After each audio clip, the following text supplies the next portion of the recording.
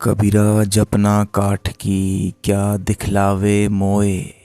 हृदय नाम न जपेगा यह जपनी क्या होए।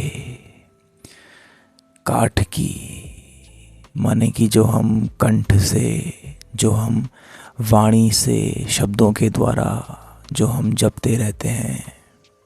जैसे कि आप देखते हैं हमारे आसपास लोग कितना चीख करके, चिल्ला करके प्रभु का नाम सुमिरन करते हैं। देखो, ये इसमें कुछ बुरा ही नहीं है, ये तो अत्यंत ही शुभ है। परंतु एक यात्रा में जब आप होते हैं तो आप देखते हैं कि हम सदैव बाहर से भीतर की ओर आते हैं। वही वो बात कह रहे हैं कि वो कंठ से हृदय में स्थापित हो जाती है बात।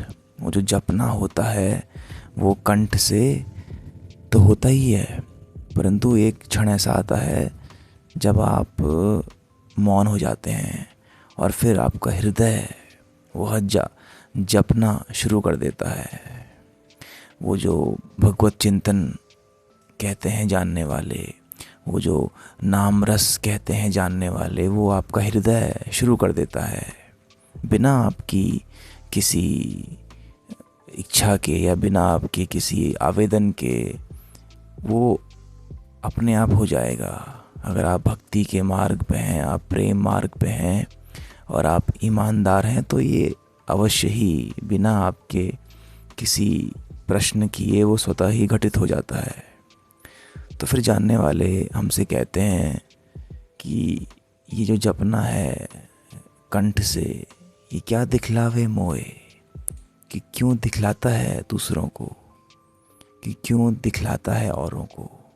अब देखो, संतों की जो वाणी होती है, संतों के जो शब्द होते हैं, कुछ लोग नहीं, अक्सर तो ऐसा कहते हैं कि बड़े निष्ठुर होते हैं, बहुत बहुत सीधे, बहुत बहुत चुभते हैं बोला। ऐसा क्यों बोलते हैं? वो इसलिए बोलते हैं क्योंकि उन्हें वह भी दिखता है जो एक आम चेतना नहीं देख पाती है। देखिए, तभी तो वो कहते हैं ना कि हृदय नाम न जपेगा यह जपनी क्या होए। जब हृदय से वो नाम हम नहीं जपेंगे तो वो जपनी कैसे हो गई।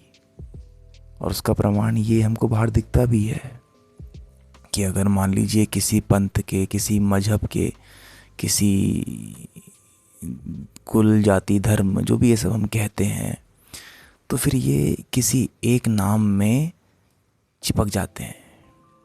नहीं चिपकते हैं, माने कि इनको सगुण से निर्गुण में आना चाहिए। कि ठीक है, एक नाम हम जपते थे पहले, हो सकता है पहले आप कहते होंगे हर हर महादेव, जय शिव शंभू। लेकिन अगर आप पूरे जीवन भर मरते समय तक बस आपको इन्हीं दो नाम से रस मिलता रहा है, तो आपने कहीं बेईमानी करी है। आपकी जो भक्ति है, आपकी जो प्रेम प्रतिष्ठा है, उसमें कहीं ना कहीं आपने चुपके से बेईमानी कर दी है। नहीं तो आप सगुण से निर्गुण में अवश्य ही स्थापित होते हैं। फिर अगर कोई सतनाम वाहेगुरु भी कहता है तो भी आप कहते हैं अरे ये उसी के तो नाम है। कोई आपसे कहता है सलाम वालेकुम तो आप कहते हैं ये उसी के तो नाम है।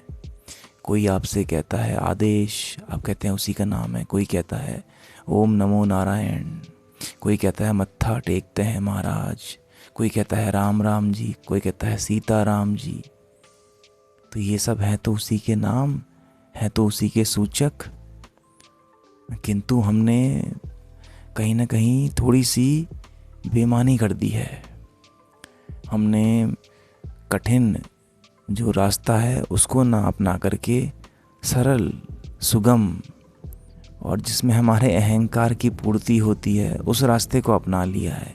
तो हमने कहा ये ठीक है, एक ही नाम में हमें आनंद मिल रहा है। हालांकि वो आनंद भी नहीं होता है, क्योंकि वो वास्तविक तब होता है जब जपनी काठ से, माने कंठ से, वो जब जाती है हृदय में जब जाती है वह, और हृदय में जब जाती है तो सारे भेद मिट जाते हैं।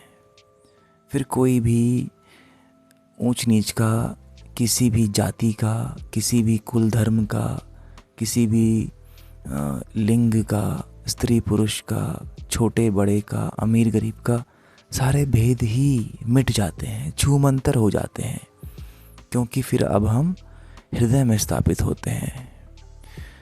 उसका परिमाण यही होता है कि फिर आपको हर नाम में उसी की ध्वनि मिलती है, कि आपको हर नाम राम का ही नाम लगता है। ये सूचक होते हैं, सूचक को हम पकड़ते हैं तभी हम हृदय में स्थापित होते हैं। तो फिर जानने वाले हमसे कहते हैं कि हृदय नाम न जपेगा यह जपनी क्या होए। फिर वास्तविक जपना नहीं हो पाया ना, उसके लिए यही एकमात्र इलाज है कि हम हृदय में स्थापित हो जाएं, और हृदय में स्थापित होने के बाद, जैसे हमने आपसे कहा, सारे भेद, सारे जो भी हम ऊंच नीच का भाव रखते हैं वो सब मिट जाता है। तो यह आवश्यक है कि हम कंठ से यात्रा करें और हृदय में प्रवेश करें।